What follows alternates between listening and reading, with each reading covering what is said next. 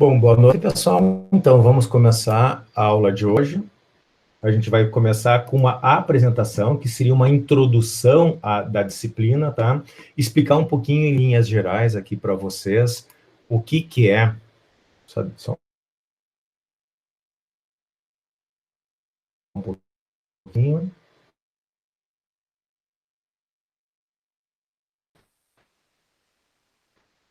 Vocês estão enxergando, pessoal, a apresentação, não o modo apresentador, os slides, correto? Alguém me dá um feedback de áudio, por gentileza? Sim. Sim. Tá. Não, é que como eu estou com dois monitores aqui, no da minha direita está no modo apresentador, eu só não queria que ficasse modo apresentador para vocês. Beleza, pessoal, então vamos lá. Qual é a ideia e o que é essa disciplina de segurança e auditoria de sistemas?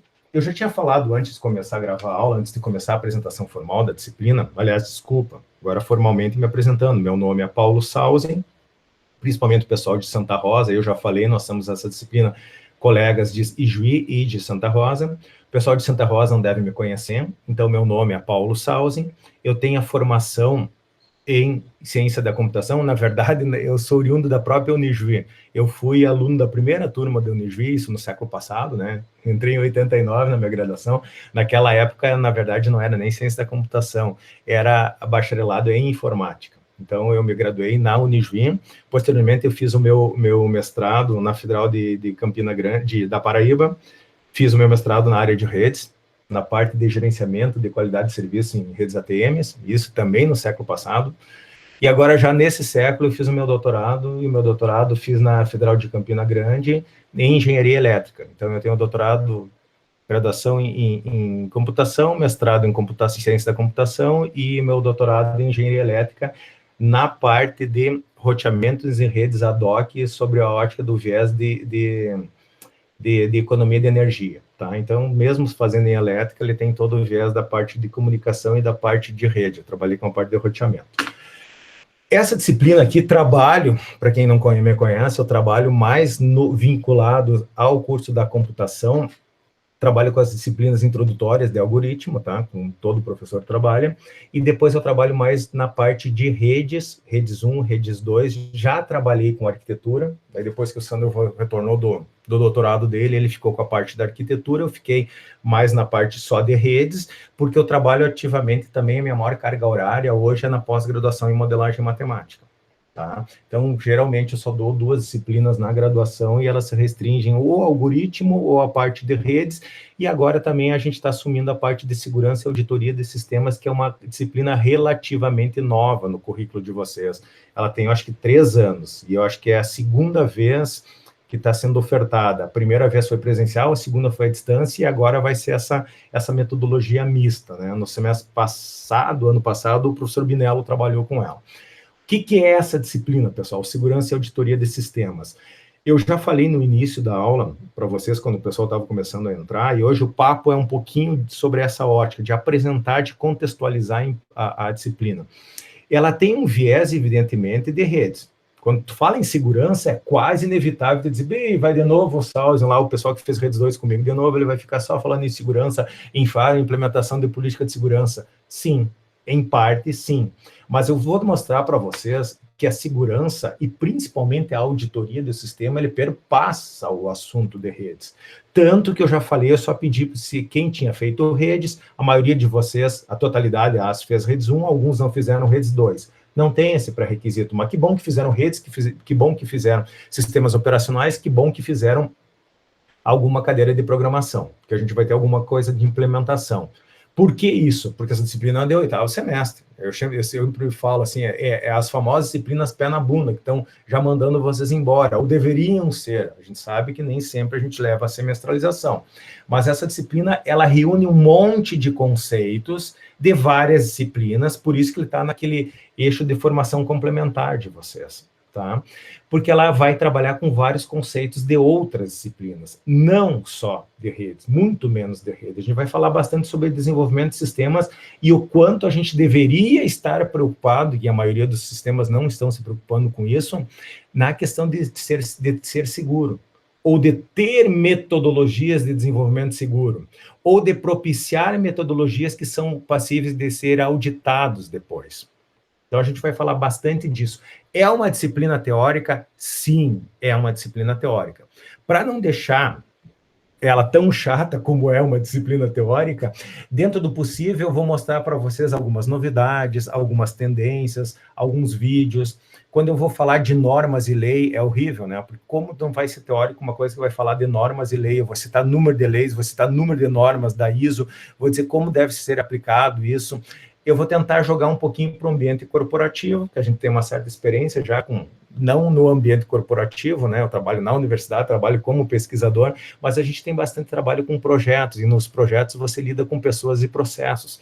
Então, essa parte corporativa está no nosso dia a dia, enquanto pesquisador. E eu vou tentar jogar isso porque eu sei que vocês têm uma formação técnica, a maioria de vocês, se não a totalidade, agora fica um pouco mais complicado de a gente conhecer o trabalho de vocês, mas a experiência nos mostra que a maioria de vocês já estão trabalhando em um ambiente corporativo. Então, dentro do possível, é legal eu citar esses exemplos e vocês ficam à vontade também, pessoal, para trazer esses exemplos do dia a dia e correlacionar. Que daí é o que eu sempre falo, daí fica gostoso estudar redes, fica gostoso estudar a teoria de segurança e de auditoria de sistemas, tá? Então, um pouquinho disso. Como eu já falei, vou dar essas paradinhas aqui por causa da água, né? Como eu já falei, pessoal, não vamos falar só de segurança em ambiente de redes de computadores ou sistemas operacionais. A segurança, ela perpassa todas as áreas, né? Aqui, por exemplo, nesse slide está falando o famoso comércio eletrônico, né? Muito em voga, né? Bastante em voga, mais agora ainda com essa questão do isolamento social. E a gente poderia dizer assim, quem já não fez uma compra eletrônica, quem já não fez uma compra pela internet, né? Hoje, inclusive, é mais barato, é mais cômodo e hoje passou a ser uma necessidade. Então, é quase inevitável tu pensar em segurança e auditoria num viés de compra eletrônica. Quando alguém vai entrar num site, quando alguém vai transacionar com uma empresa, com uma corporação que não tenha segurança em suas transações eletrônicas de compra e comércio eletrônico. Bom, então a gente já está colocando um pouquinho da importância de estudar essa questão da segurança. E, principalmente, assim, preparar os sistemas para uma auditoria. Ah, deu pau, eu coloquei o meu cartão de crédito e o meu cartão de crédito foi clonado. Quem já não teve essa experiência? Eu já tive umas 3, 4 vezes cartão de crédito clonado. E olha que eu sou bem cuidadoso, tá? Na escolha dos sites, né? Mas, às vezes, perpassa a questão da segurança em que você julga que você está comprando num site seguro, de uma empresa que tem um renome. Só que o pessoal invade e pega essas informações e divulga. Então, a gente vai ver que não são, às vezes, pessoas, mas os próprios sistemas podem estar suscetíveis a essas falhas. Daí tu vai dizer, mas eu não compro eletrônico, desculpa, eu não faço nenhuma compra eletrônica, tá? Tá, não tem problema, vamos trazer para uma compra dita normal, dita usual, em que você entra numa loja e vai fazer uma aquisição. Se tu entrou na loja, vai fazer uma aquisição, hoje é impossível tu fazer uma compra que não tenha algo eletrônico. O caixa automatizado, ou ele tem um sistema de estoque, ele tem uma emissão, aliás, nem poderia hoje vender sem uma emissão de uma nota fiscal eletrônica, etc e tal. Algum momento, mesmo que essa tua compra não seja eletrônica, não seja pela web, ela vai ter algum recurso computacional, e esse algum recurso computacional, ele vai ter que ser desenvolvido e vai ter que ter algumas normas de segurança. Então, é um pouquinho para mostrar para vocês que sim, essa questão da segurança, ela está em ou permeia toda a área da computação. Não poderia ser difícil em outro. Tá, mas sai da questão, já convenci vocês que a compra, seja ela eletrônica, presencial ou não, ou numa empresa, ela vai ter que ter essa preocupação. Mas sai do ambiente de compras e vai para o ambiente corporativo, para te ver o quão é importante a questão da segurança e, principalmente, o desenvolvimento de aplicações seguras. Os famosos ERPs, o Enterprise Resource Planning, né? Eu acho que a maioria de vocês que trabalham numa corporação de média para grande, hoje até as pequenas já estão fazendo algumas questões de ERPs, já estão chamando os sistemas de ERPs, que nada mais são o que vários sistemas integrados. Esse é o conceito clássico de ERP. Então, vamos lá falar de engenharia de software, na parte de desenvolvimento, tá? Mas hoje é moderno chamar o ERP da minha empresa. que é o ERP? Nada mais é o que são vários sistemas integrados girando em torno de um núcleo central. Esse núcleo central se compartilha informações sobre o viés de não fazer duplicações de informações, retrabalho, duplicação de trabalho. Se efetivamente tu compra de uma forma eletrônica, quando tu vender, ela vai sair, vai baixar de estoque, vai gerar nota, etc e tal. A todo este ambiente, pessoal, a gente está chamando de ERP, e a importância que eu tenho no ambiente corporativo da segurança dessas informações.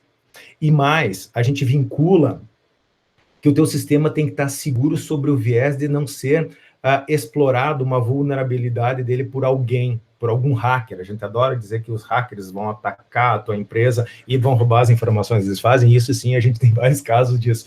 Mas a tua aplicação, o teu sistema pode ser falho e ele pode desencadear, uma vez que todo o teu sistema é integrado, uma falha num sistema, em um programa, em uma rotina, pode desencadear todo um problema, principalmente sobre o viés que nós temos esses chamados ERPs, que são sistemas altamente integrados e compartilham a mesma base de dados. Então, a gente tem que desvincular que eu só tenho que ter segurança nos meus dados contra ataque de pessoas mal intencionadas. O teu software pode também sofrer ataques. O teu software pode efetivamente desencadear um ataque. Então, essa dependência não é mais só na pessoa, mas sim nas rotinas, e essas rotinas podem ser computacionais ou não. Então, também aqui, o viés da segurança e principalmente da auditoria, que é o viés depois que acontece alguma coisa, depois que acontece alguma M, como eu posso auditar, como eu posso verificar, como eu posso planejar uma recuperação. Para planejar uma recuperação, eu tenho que saber o que aconteceu, quem fez. Como eu posso efetivamente punir essa pessoa? Primeiro eu tenho que culpá-la, primeiro eu tenho que provar. Então, toda esta parte entra segurança e auditoria de sistemas. Bom, essa tela aqui já por si só já diz, né? Facebook, YouTube, aí todas as redes sociais, a demanda de redes sociais que nós temos hoje. A interação como mudou, né? Mais ainda nesse período de pandemia, eu acho que isso ficou mais claro ainda. Como a gente começou a nos relacionar agora, ou como a gente continua nos relacionando através das redes sociais. Redes sociais, daí você tem um grande problema de auditoria, né? Daí tu entra por toda essa parte da segurança da informação. Que a gente sempre fala assim, esse software, qual é o valor dele? Quanto eu tenho que pagar para usar? Tu não precisa pagar nada, ele é de graça. Não, nada é de graça, né? Tem um princípio básico da economia que fala que não existe almoço de graça. Alguém paga. Se alguém está consumindo um recurso, esse recurso é provido por alguém. E alguém, para prover um recurso, tem que ter um custo. E esse custo alguém tem que assumir. Mas não tem nada esse software aqui no Facebook, ou efetivamente eu posso entrar, eu não pago nada. Tu paga, as tuas informações estão sendo. A gente nunca lê aqueles termos enormes lá, que tem 340 páginas lá, tu só dá um next, aceita e vai embora. Se tu lê aquilo ali, é o que a gente brinca, né? É a mesma coisa porque tu não lê uma bula de remédio, porque senão tu não toma. Tu vai ler todos os efeitos colaterais que o remédio dá, que pode te causar, tu não toma.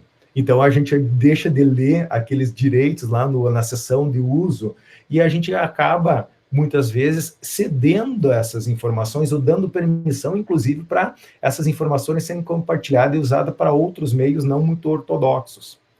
E mesmo se ele não está naquele contrato pré-definido e assinado, existe muito vazamento de informações disso. A gente tem no dia a dia, vocês podem pegar e dar uma googada e vão ver nos problemas relacionados com Insta ou com Facebook atualmente, ou agora até o WhatsApp, né? Agora o estelionatário 171 agora não precisa mais se expor, ele já está adorando usar efetivamente o WhatsApp ou outras questões. A questão do advento do WhatsApp, né, pessoal? Olha só, nós estamos falando um pouco de comércio. Vocês viram que nessa questão agora que está acontecendo, com esse isolamento que a gente está tendo, isolamento social, quantas empresas se reinventaram, e empresas sem condições, simplesmente, ao invés de fazer um site de venda, começaram a usar a ferramenta WhatsApp para fazer a venda, e deu certo. Muitas pessoas, empresas estão usando esse recurso. Então, é uma reinvenção de uma rede social. E a segurança. Aonde está a segurança e auditoria? Aonde está o comprometimento? Como eu devo usar? Quais as normas? O que eu tenho que fazer? Então, é um pouquinho também que nesse ambiente aqui de redes sociais também está presente, né? Quando a gente fala em redes sociais, já vem direto essa imagem aí para nós, né? A famosa fake news, né? Tanto é que agora, recentemente, até depois a gente vai abordar, foi aprovado agora, está sendo aprovado, está no Senado, eu acho, né? A questão da lei das fake news, né? Sem entrar em parte ideológica nenhuma aqui, pessoal, já foi feito eleições na Inglaterra, nos Estados Unidos, muitos dizem que até a eleição no Brasil foi direcionado a partir das redes sociais e de fake news.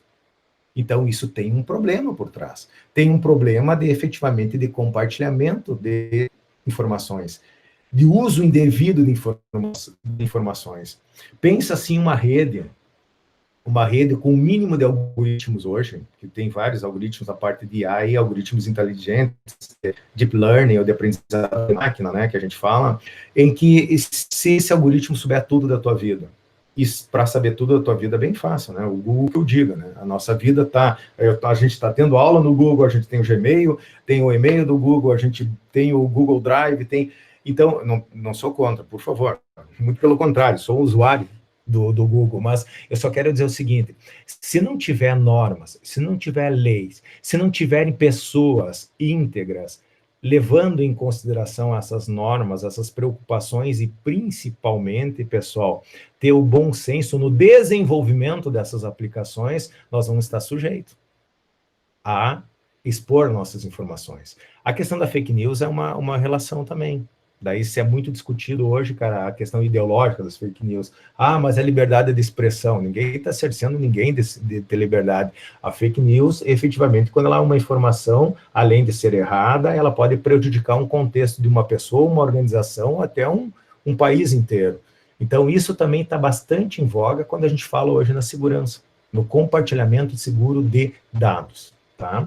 Então, só para ver como a gente vai falar e como eu vou atrair vocês, né, sobre a ótica de que ele tem que ler aí 100, 200 páginas de norma para efetivamente ter um melhor desenvolvimento de um sistema. Então, o quanto é importante a gente ter essa noção.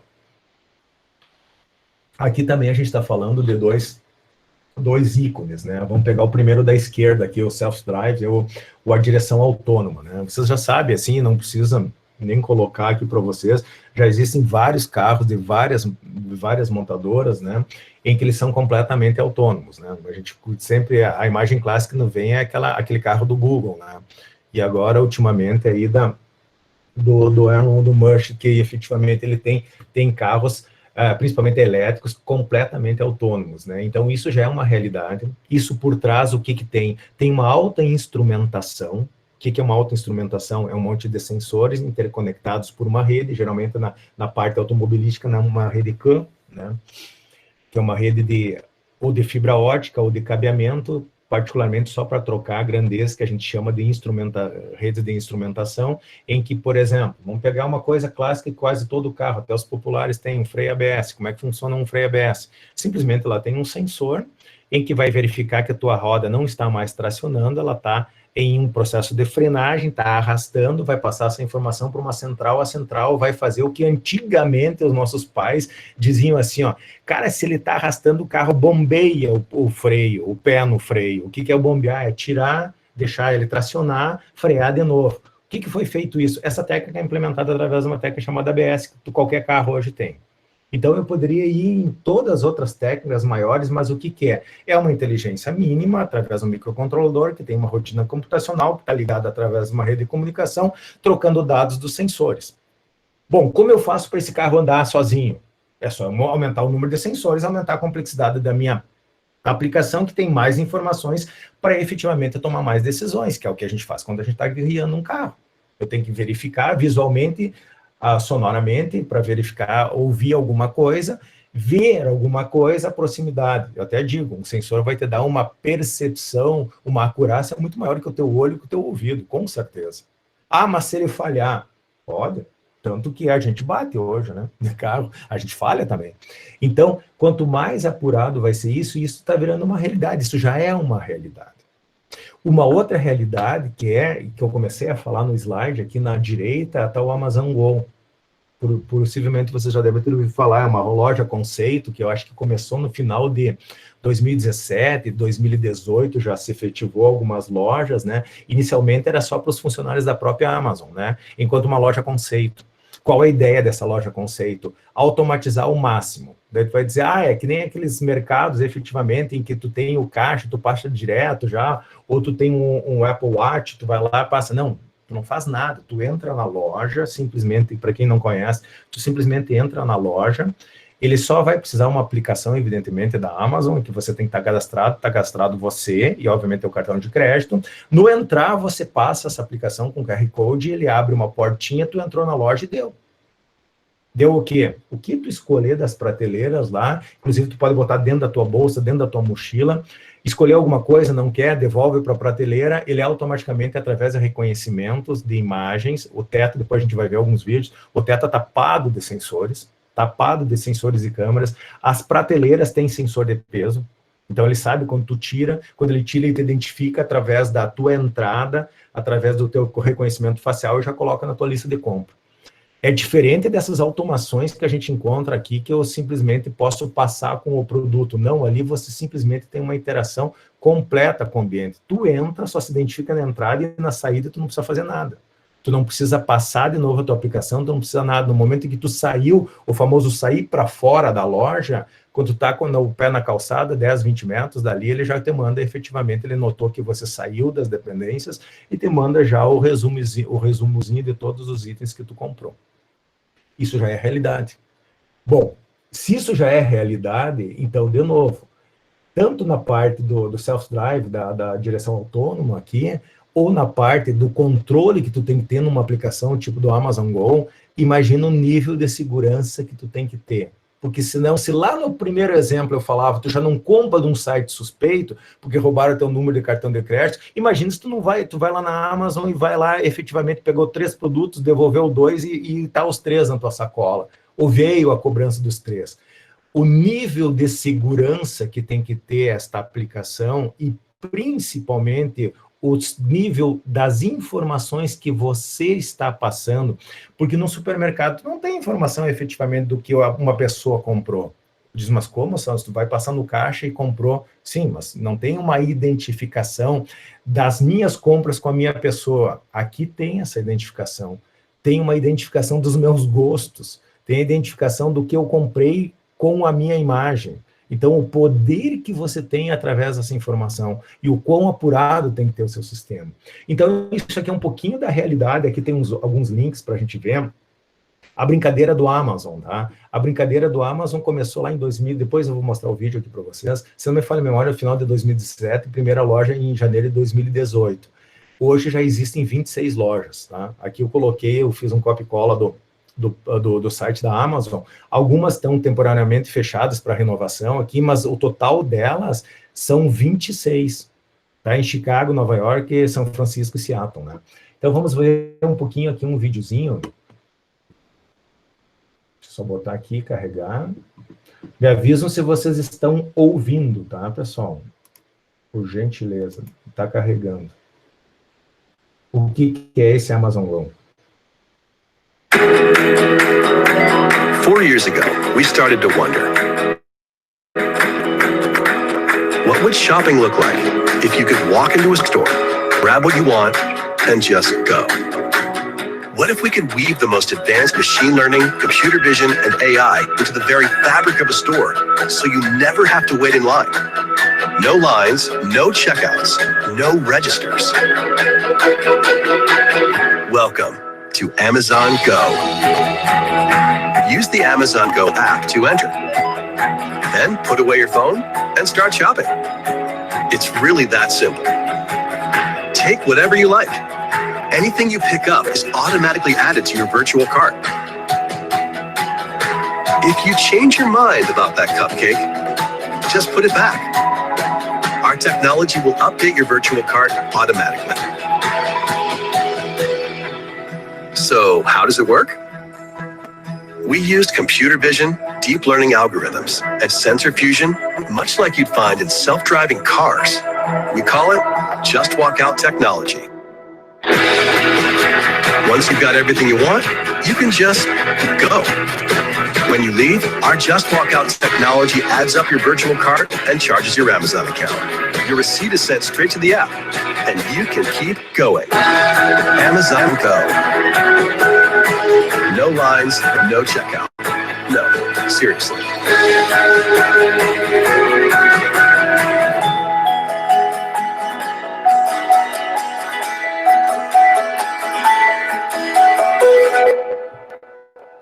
Esse aqui é um informativo da própria Amazon, né?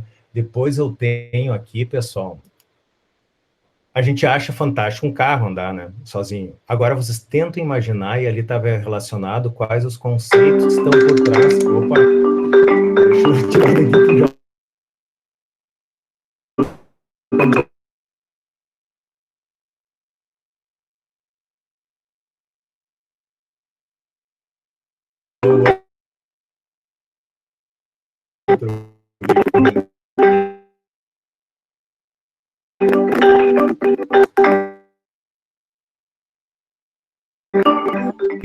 A complexidade de todas aquelas tecnologias ali envolvidas num simples ato de comprar. Então, o que retirar o produto da prateleira, jogar na tua bolsa, comprou. Ah, mas eu mudei de ideia. Se eu devolver o produto, ele tira efetivamente da minha conta.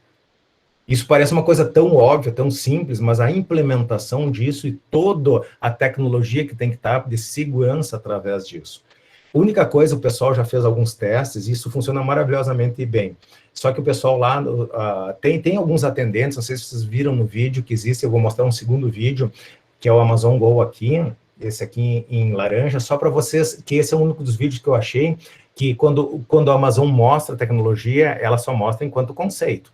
Mas esse aqui, eles estão filmando o teto, para vocês verem o que é o teto, a quantidade de sensores de presença, de câmeras, e como eu falei, tem sensores também, eu estava lendo mais adiante como funcionava esse sistema, porque eu estava muito invocado como é que faz efetivamente quando ele devolve. Na verdade, quando tu tira o equipamento, desculpa, o produto da prateleira, ele tem um sensor de peso, ele identificou. Daí alguma câmera vai te buscar e efetivamente vai identificar que aquele produto está vinculado à tua face, e a tua face tem uma conta e tem obviamente um cartão de crédito. O único bugzinho que existe ainda é, por exemplo, a gente entra em dois.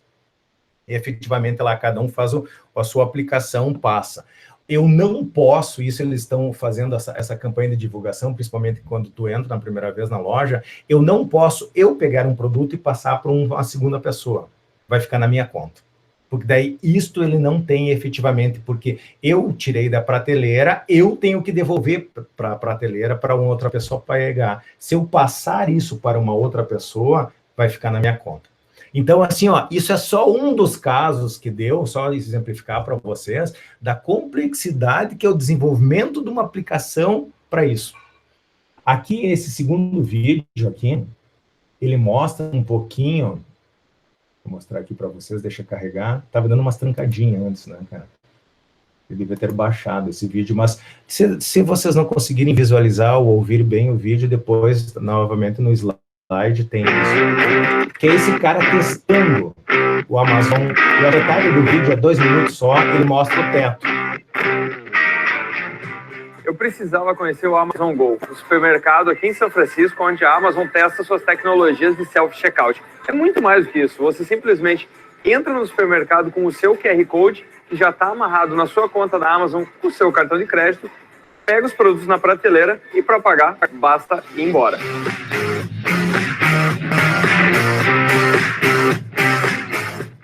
Bom, mas e como é que a Amazon forma esse carrinho de compra? Você simplesmente pega o produto e tem uma infinidade de câmeras no teto. Além disso, as prateleiras também têm um sensor. Então, contanto que você faça um gesto amplo o suficiente de que pegou o produto, ele já vai adicionar seu carrinho de compra. Ué, mas se eu não quiser levar, eu posso devolver literalmente em qualquer ponto da loja. O conjunto de câmeras consegue reconhecer que fui eu que peguei e eu estou deixando esse mesmo item em cima de uma prateleira.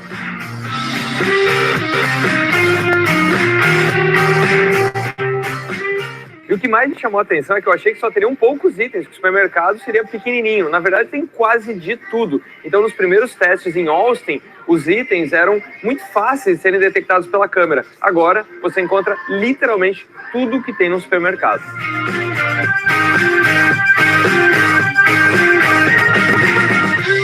Bom, agora chegou a hora da verdade. Eu peguei 2 itens, vou sair e aí é que eu vou receber o recibo da minha compra. Vamos ver se vai funcionar.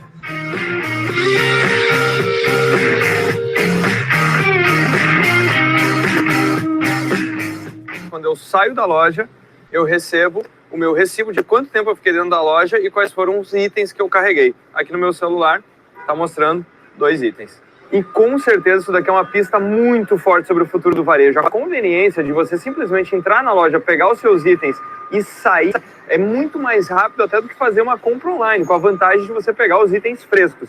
Então a Amazon está fazendo um trabalho incrível em trazer tecnologias que já estão disponíveis para experiências que nós estamos acostumados a fazer de outra maneira.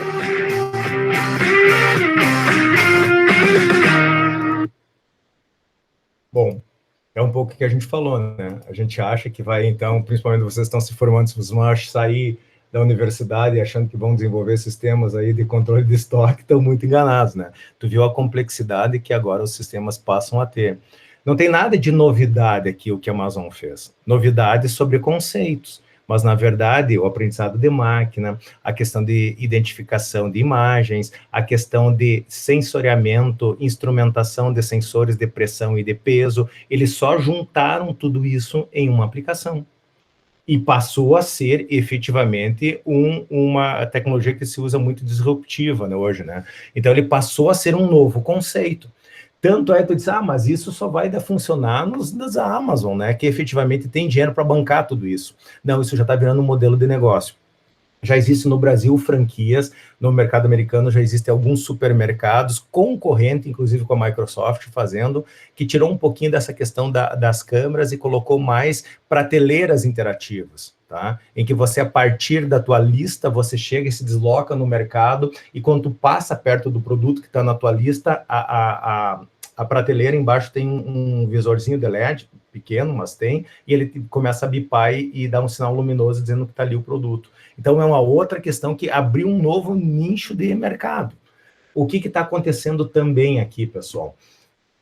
Deixa eu pegar o mouse aqui, agora trancou o mouse para cá. Quando a gente quer passar o mouse.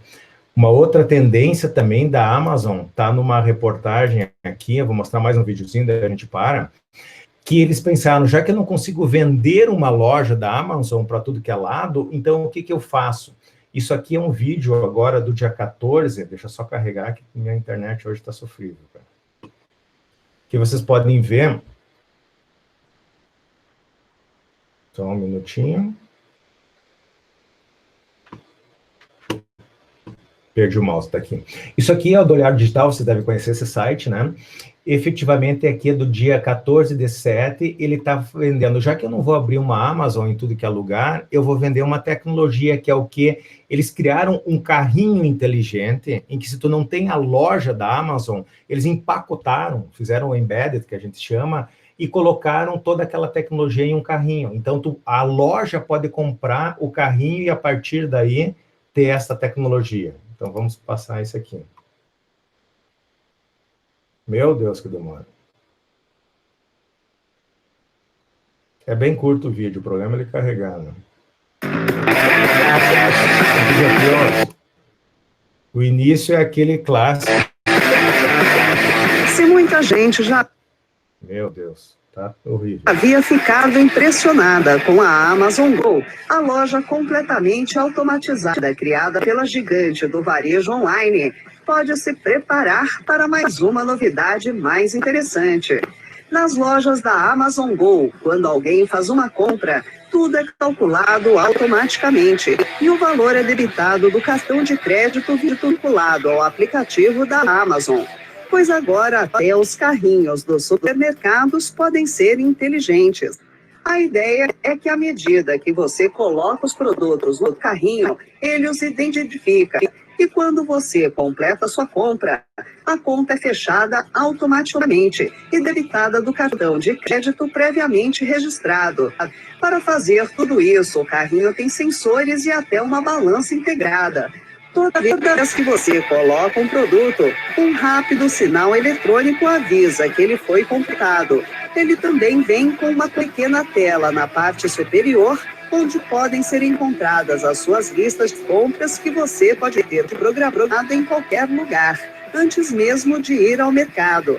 Tudo está integrado à Alexa, é claro. Ou seja, você pode simplesmente digitar a sua lista de compras para o aplicativo no celular ou para uma das caixinhas inteligentes da Amazon e pronto, acessar a lista na tela do carrinho.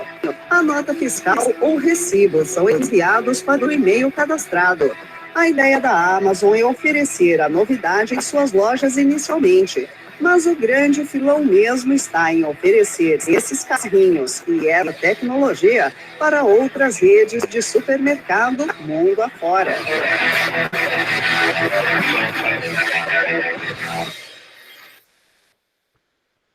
Tá aí. Então, o que está acontecendo, né, pessoal? Além de ter um segmento forte, sabendo efetivamente que dificilmente ela será copiada ou ela vai virar uma tendência de mercado, a Amazon o que fez? Ela embarcou tudo isso em um carrinho e a partir disso o teu estabelecimento pode comprar aquela tecnologia de uma loja, de uma Amazon Go, em um carrinho de compra. Obviamente, tendo um lucro atrás disso.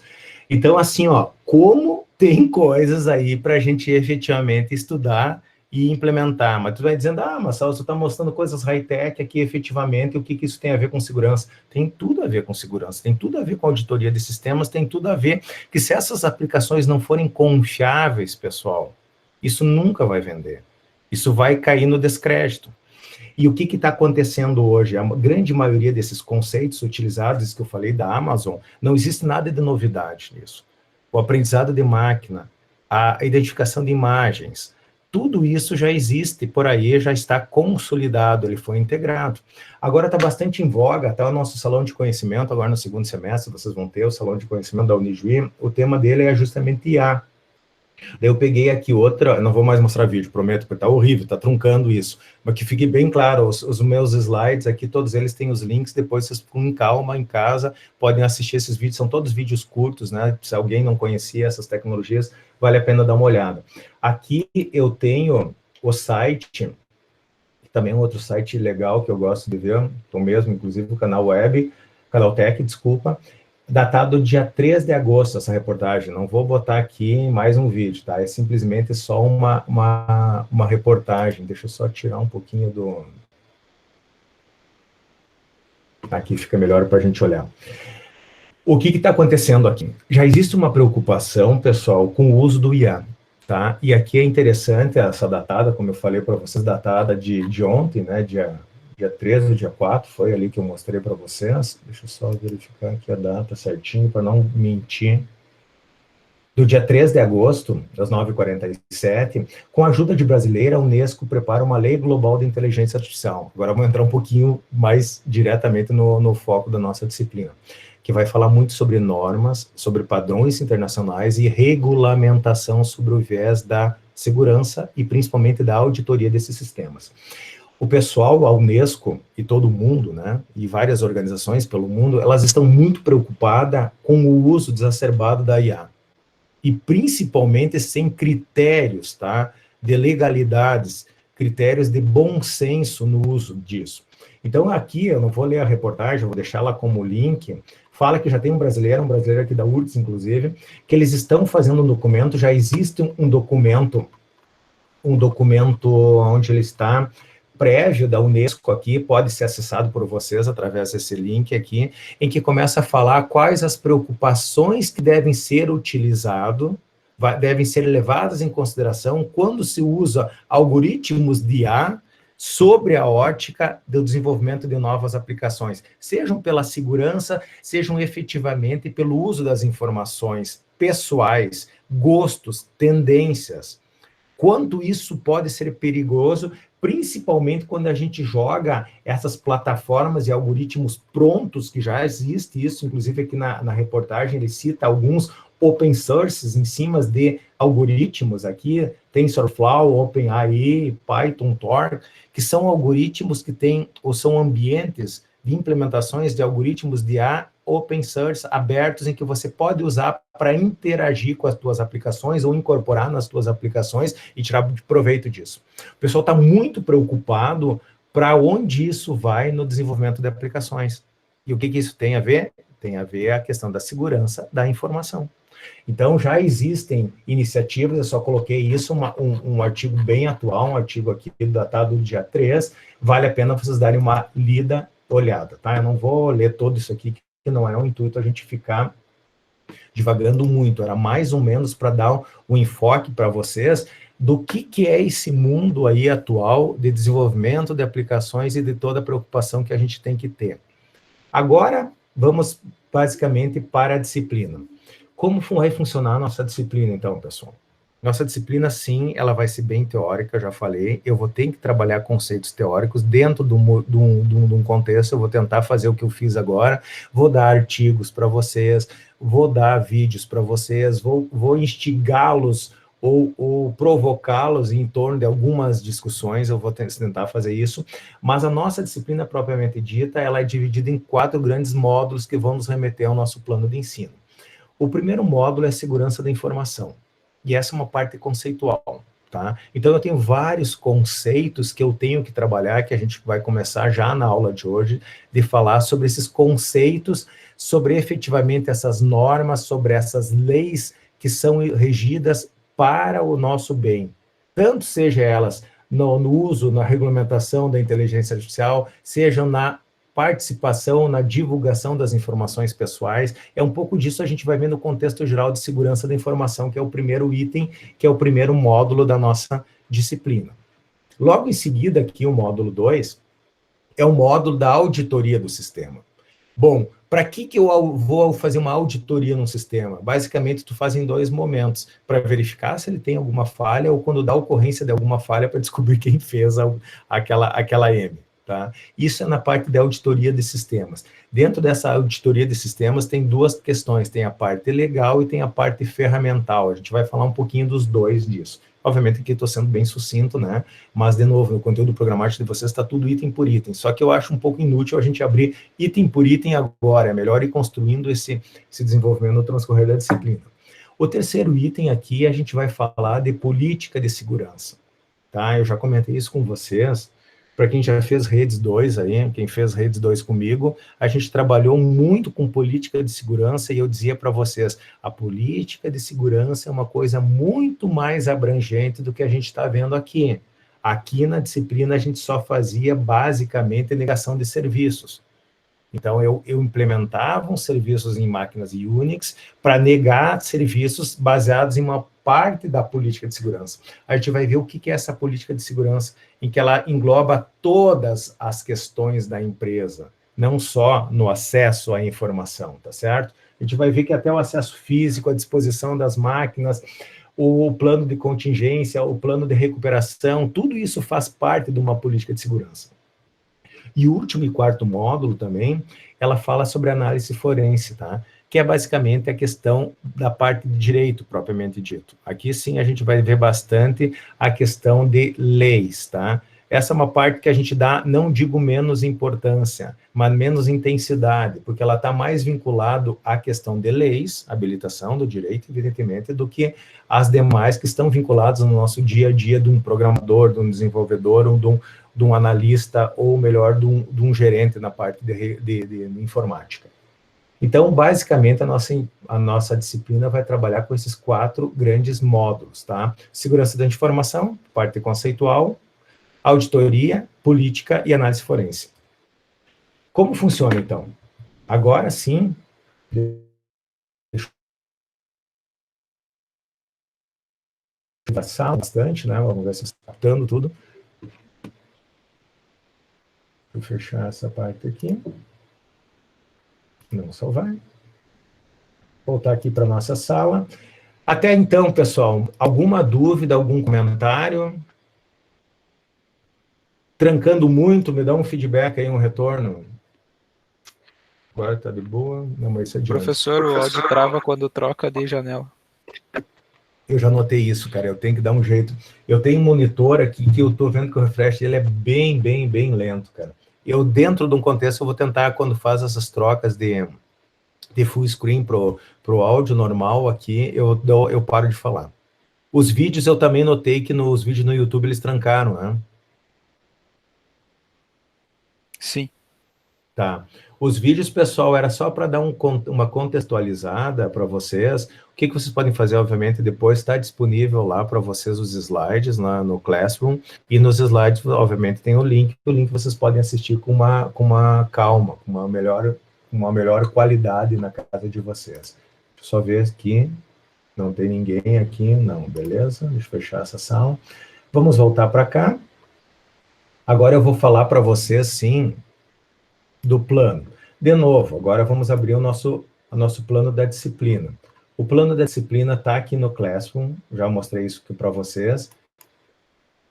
Eu prefiro trabalhar aqui com esse outro, que eu acho que fica mais claro para vocês enxergarem aqui, e a gente vai explicar um pouquinho da disciplina propriamente dito, que eu já falei muito do conteúdo, mas a gente vai ver a parte de...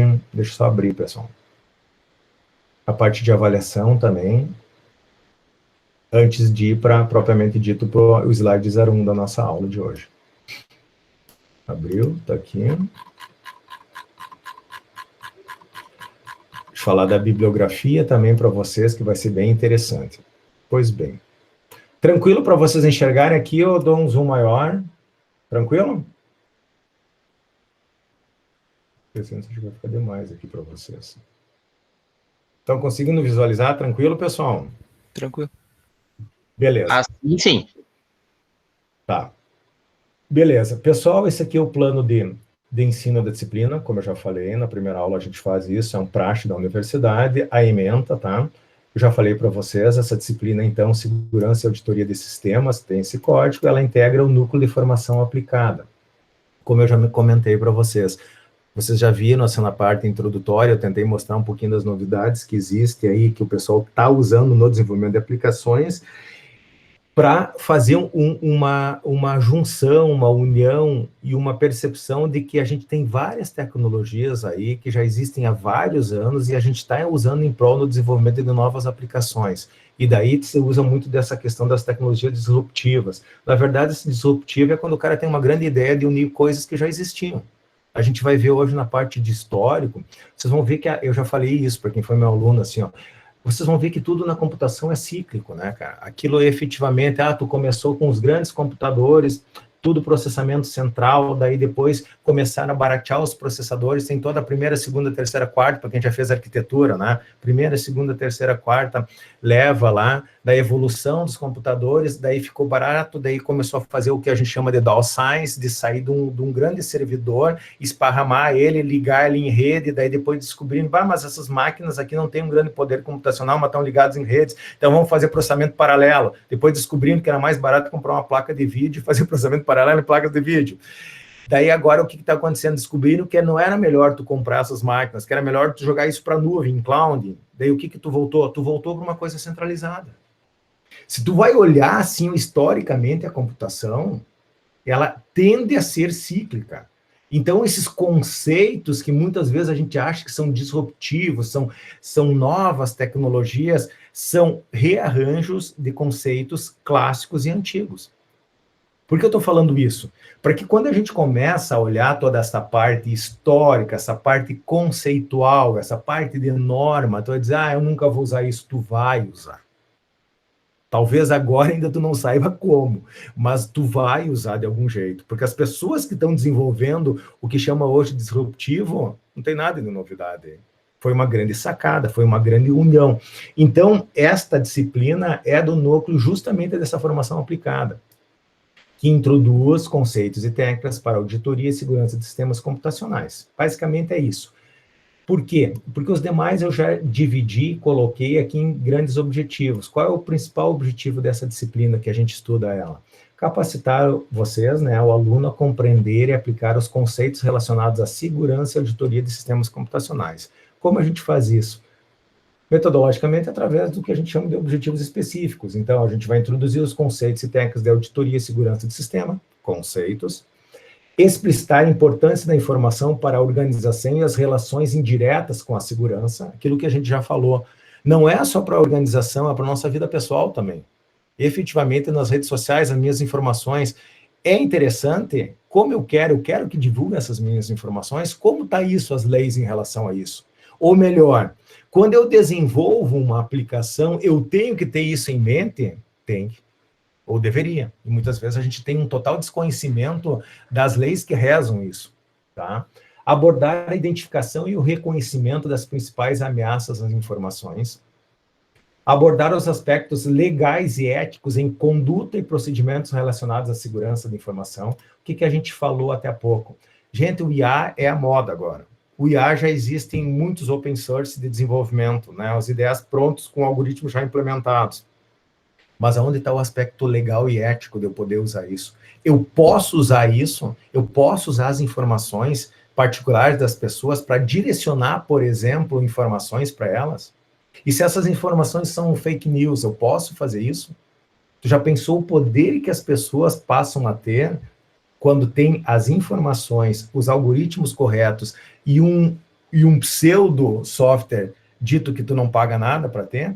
O poder que está por trás disso? Então, é um pouquinho disso que a gente vai conversar também, desses aspectos legais e éticos, né? Que é fundamental, uma coisa que talvez falte muito no Brasil ainda para vários brasileiros, a ética, né? Então, a gente vai abordar também isso sobre o viés, sobre o conceito de segurança, obviamente. Identificação e avaliação de riscos, né? Isso é muito importante, tá? É uma coisa que a gente, às vezes, passa batido. A gente vai começar a contar um pouquinho da história, da evolução dos computadores, que eu falo muito, eu adoro história, vocês vão ver isso. E, efetivamente, a gente vai ver que os nossos problemas de segurança hoje foram problemas estruturais de concepção do que a gente chama hoje de internet.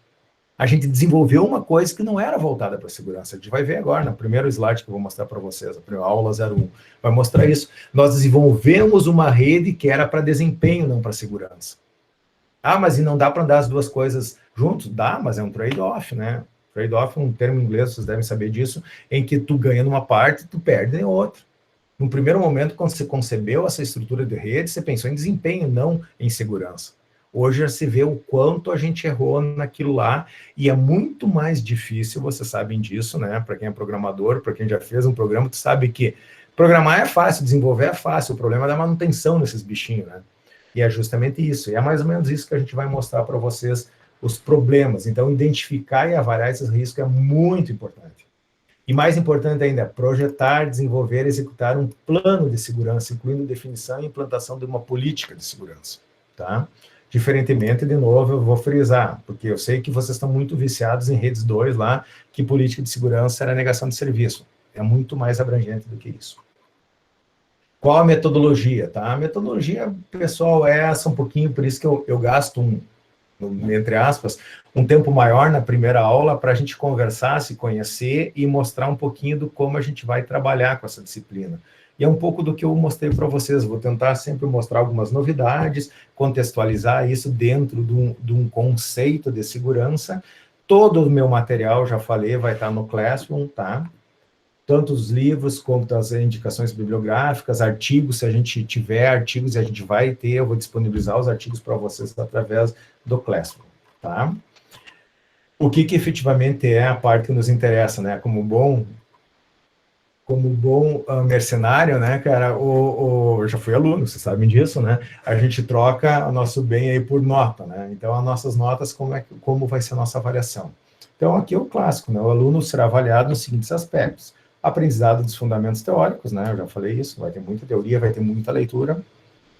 Aprendizado dos fundamentos práticos a partir de exercícios e atividades realizadas em aula. Eu vou frisar isso aqui bastante, tá? Eu vou tentar, dentro do possível, fazer com que vocês trabalhem na aula, tá? Alguma coisa sempre é inevitável, vocês vão ter que fazer isso extra classe, mas vou tentar minimizar.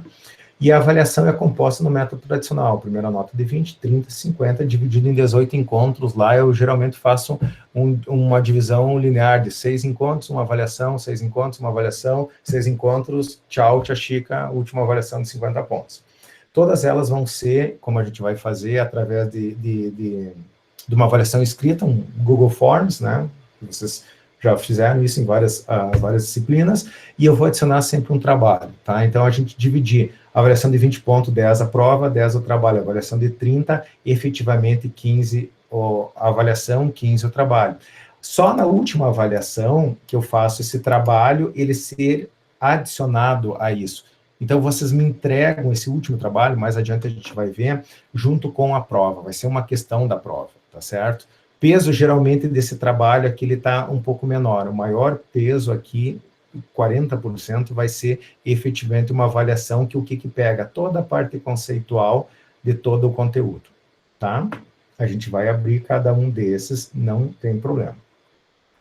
Aqui é uma coisa que vocês já conhecem da universidade, né? As avaliações extemporâneas, né? Então, efetivamente, vocês podem se perder alguma prova, óbvio que está restrito à prova escrita, não aos trabalhos, como sempre.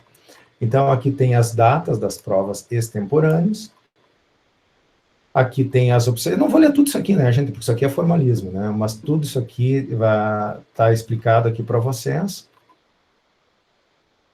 O que nos interessa agora? Nos interessa aqui a bibliografia. Eu sempre, para quem já me conhece, nos meus slides, vocês vão ver depois, aqui vai estar as referências, quando eu uso uma imagem ou quando eu uso alguma referência, eu vou dizer para vocês de onde eu estou tirando, tá? Eu já posso dizer para vocês quais são os livros que a gente usa e aonde eu encontro esses livros, tá? A referência básica. Esse livro aqui, Crimes de Computador e Segurança Computacional, ele tem físico na biblioteca. O livro do Kim, que é bastante utilizado, eu uso bastante ele, Fundamentos de Segurança de Sistema, um livro clássico, tá? Ele foi traduzido, já está em português. Ele tem como um e-book na biblioteca, tá? Eu não sei se vocês já usaram, eu não sei como funciona essa questão de e-book para efetivamente para o acesso aos alunos. Vocês se informem, tá? Mas para mim funciona da seguinte forma. Vou mostrar para vocês. Não sei se você já pode falar, pessoal. Se vocês já pegaram algum e-book ou acessaram algum e-book, existe. Eu mesmo não usava isso. Comecei a usar agora. Estou gostando. Deixa eu só botar aqui minha senha, né? Não consegue falar e digitar ao mesmo tempo. Eu não tinha usado ainda a questão da biblioteca virtual, a nossa, usei, achei bem interessante. Deixa eu só carregar, que a página não viu aqui para no início é horrível, né, carregar. Eu não sei se vocês já usaram, podem me relatar essa experiência, mas vocês têm acesso na biblioteca, aqui no portal, isso obviamente é o meu portal, né? Ele tem a parte de minha biblioteca. Para mim aparece assim, possivelmente para vocês, é igual. Em que vocês clicam na minha biblioteca ali, está os e-books que vocês estão autorizados a partir de uma retirada da biblioteca de acessar. Muita calma nessa hora, né? Aqui, por exemplo, o livro do Kim eu retirei, eu estou usando ele, então vocês podem efetivamente acessar ele através de modo e-book, tá? Esse aqui está disponível. Ele é bem interessante, ele tem aqui os aplicativos, para quem conhece, ele faz a leitura em voz alta, pode imprimir parcialmente, obviamente que a impressão ele vai ficar todo com aqueles avisos de propriedade, que não pode copiar, etc e tal, mas é bem interessante e vocês têm acesso não só a esse livro aqui, como vários outros. Como vocês devem ter acesso, vocês têm que entrar lá pelo site da biblioteca, eu mostrei aqui mais ou menos, fazer uma pesquisa, ver o livro, se ele tem e-book ou ele é físico, e a partir disso acessar. Tá certo, pessoal? Só mostrar para vocês. Nós vamos usar esses dois livros aqui. Eu tenho que comprar, eu tenho que acessar. Não é que você tem que fazer nada. Eu só estou dizendo daqui da onde a gente vai tirar a nossa bibliografia básica. Eu utilizo esses dois livros. E da complementar, existe esse aqui que eu uso bastante também, Segurança e Auditoria de Sistemas, tá? Esse livro aqui tem e-book. Tá? Eu comprei o e-book, mas tem os métodos menos ortodoxos aí na internet, tá? O e-book dele é R$53. Tem que comprar? Claro que não, só estou dizendo assim o que eu vou usar como referência para a nossa disciplina que está na nossa inventário. E depois existem mais 3 livros. Eu não uso os outros? Não, mas é intrínseco, né, pessoal? Esse livro aqui é um livro de complexidade de algoritmos. Qualquer parte de programação, nós vamos programar principalmente a parte de criptografia, tem que ter essa lógica. Java é um livro de Java. e a parte de comunicação, o Tannenbaum, né? A parte de conceitos clássicos de rede. Então, são esses aqui mais complementares, sim, um livro de rede, um livro de Java, um livro, sim, vinculado à segurança e auditoria, e um livro de complexidade algorítmica. E esses 2 livros que são os nossos 2 livros textos, tá? Mas, de novo, eu sempre vou referenciar eles nos slides para vocês saberem. A aula 1, por exemplo, é o capítulo 1 deste livro, o capítulo 1 desse livro e o capítulo 1 deste livro aqui. Como eu faço? Eu faço através de, efetivamente, uma compilação. A compilação, geralmente, eu boto como notas de aula aqui para vocês. Se vocês forem lá no Classroom, vocês vão ver que uma parte que eu coloco, um dos tópicos, são notas de aula. Se tu entrar em notas de aula, clicar em notas de aula, vão estar as notas de aula referente à aula 01 PDF, que é os slides que a gente vai começar logo em seguida, depois eu fazer a apresentação do plano de aula de vocês. O que é as notas de aula? Basicamente, é um texto que eu usei para fazer as minhas transparências. Muito do que está aqui estão nas transparências. Às vezes a gente não é muito benevolente não escrever as transparências, então o que eu fiz? Eu fiz uma compilação e deixo ele através, vocês podem ver, ó, vai ter um monte de conceitos. E eu boto assim, notas de aula, tá? Adaptado de, eu usei esses 3 livros aqui. Esse livro aqui, pessoal, eu utilizo, ele realmente não está na bibliografia, mas o princípio da segurança da informação é um livro clássico, tá? É um livro muito utilizado por vários cursos de ciência da computação no transcorrer de todo o mundo. Aí, se vocês derem uma pesquisada, vocês vão ver que sempre a parte de segurança referencia esse livro. Esse livro é outro livro que tem disponível na internet. Eu não posso disponibilizar ele por uma questão de direitos autorais. Mas uma dica, dá uma olhada lá, dá uma bugada, vocês vão encontrar. Então, são notas a partir disso, tá? Então, eu vou tentar, dentro do possível, sempre fazer essas notas e disponibilizar para vocês através de um PDF. Tá certo? Voltando para cá, o que mais a gente tem que ver? Depois, a parte que a gente já viu, eu já fiz toda essa pequena introdução, apresentei para vocês os módulos, né? E depois aqui eu tenho todos os módulos abertos enquanto tópicos que estão lá no nosso plano. Então, eu só coloquei aqui porque eu acho que eles ficam mais tranquilos, tá? Então, quais são? No módulo 1 é a parte conceitual, que a gente vai começar na aula de hoje, logo a seguir aqui. Nós vamos ver conceitos, nós vamos ver as ameaças, nós vamos ver sobre normas, vamos falar sobre normas e vamos terminar esse módulo com as técnicas de proteção. Basicamente, dá um enfoque maior à criptografia, às chaves de criptografia, simétrico, assimétrico, privada, pública. Ter um pouquinho desta noção, vocês já tiveram com certeza isso em alguns momentos, em algumas disciplinas, e a gente tenta juntar isso aqui, tá? Quando vocês falam em criptografia, eu já vi lá em redes, eu já vi em sistemas operacionais. Quando eu falo em chave criptográfica, tá? De trocar chaves, eu falo em programação cliente-servidor. Vocês já viram isso em programação. Então, aqui é um pouquinho da junção de todos esses conceitos. Aquilo que eu falei, é uma disciplina de 8º semestre, é uma disciplina que pressupõe alguns conhecimentos que vocês têm no transcorrer do nosso curso de graduação, e aqui a gente tenta preparar num contexto de uma corporação, do mundo real, das aplicações. É um pouco isso que eu vou tentar fazer. Auditoria de sistema, a gente já falou, vai ter uma parte conceitual, vão ter as aplicações, quais são os objetivos de auditar um sistema, qual a importância de ter um sistema preparado para auditoria e os tipos de auditoria. Depois, quando a gente entra, e vai ser o maior módulo nosso da política de segurança, vocês podem ver aqui em quantidade e em tempo, possivelmente. Desculpa, a minha primeira avaliação e o meu primeiro trabalho vai ser aqui em técnicas de proteção, basicamente vai ser na parte de criptografia. A segunda vai ser nessa parte de política de segurança, tá? Nós vamos efetivamente desenvolver uma política de segurança. Mas antes, a gente vai ver todos os conceitos e princípios para a definição, análise de risco, classificação de controle de ativos, o que é um ativo da empresa, né? A gente tem muita questão da parte contábil, o ativo é o permanente. Não, mas tem um ativo muito importante chamado informação, dado, tá? É essa ênfase que a gente vai dar. Nós vamos falar sobre segurança no ambiente, tanto físico quanto lógico, né? O quanto foi essa transição. Aqui a gente já vai, nos conceitos, já vai falar um pouquinho que toda a computação se baseou em uma segurança física.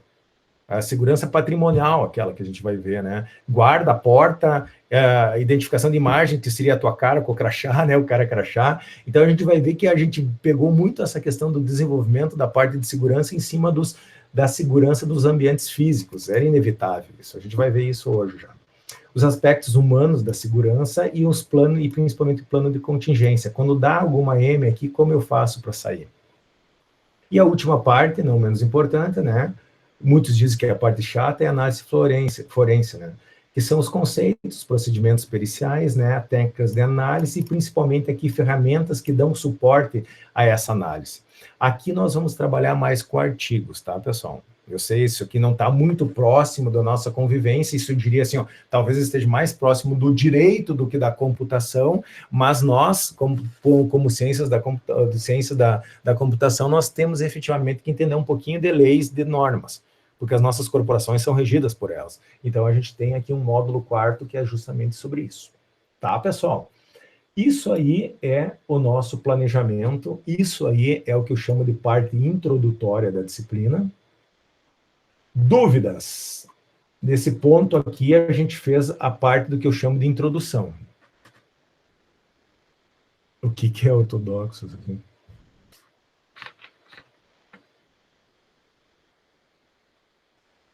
Ah, não muito ortodoxo, tá? Não muito... a gente tá falando muito em ética, né? Você sabe que não é ética, efetivamente, de pegar esses e-books aí da internet.